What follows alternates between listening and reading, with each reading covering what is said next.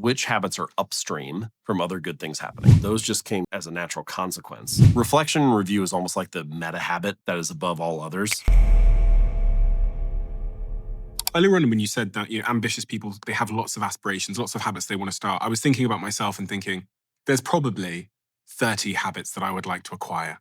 I'd want to be better at writing. I want to be a runner. I want to be better at speaking. I want to be a better friend and be more attentive with my friends. All of these new habits that I want to pursue. How does one know which one to aim for first? Is there a framework for knowing? Yeah, there's some things that you can do. I don't think, to your point earlier about sometimes the riskiest things just take a long time making the decision. Maybe you should just pick one and work on it, and then you can get on to the next one.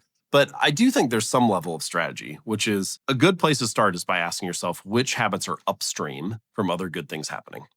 For example, when you live a good day, when you feel dialed in, when things are like rolling along well for you, what tends to be part of that day? Sleep. Right. Sleep is definitely one. I would say getting my workout in. And usually reading and writing are a part of it, but I think I could just boil it down to reading. If I just read like 10 pages, that often sparks the writing. So like to me, reading is like the fuel for writing for me. So I could say get a workout in and read for 5 minutes or 10 minutes. Those are the two things that are part of a good day. And what happens is they're upstream from a lot of other good things happening. For example, if I get the workout in, yeah, I feel good. I get the benefits of the workout, but I also have a post-workout high for like an hour or two. So my focus and concentration is better. I sleep better at night because I got the workout in. Now I'm tired.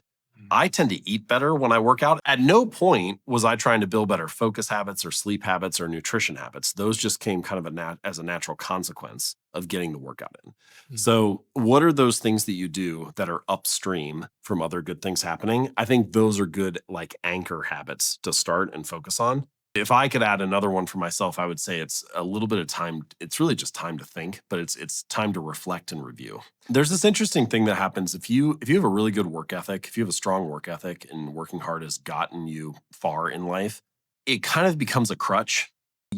For a long time, if I ever had a problem, I was like, well, I'll just work my way out of it. I'll just work harder on it until I figure it out.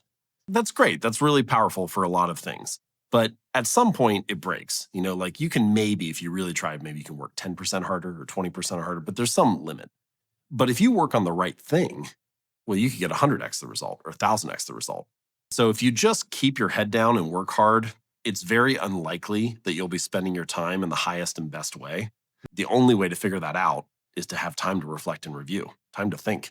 You need enough time to think to figure out what should I be focused on next. I think reflection and review is almost like the meta habit that is above all others, because if you give yourself time to reflect and review, then you can troubleshoot your habits and figure out how to adjust them.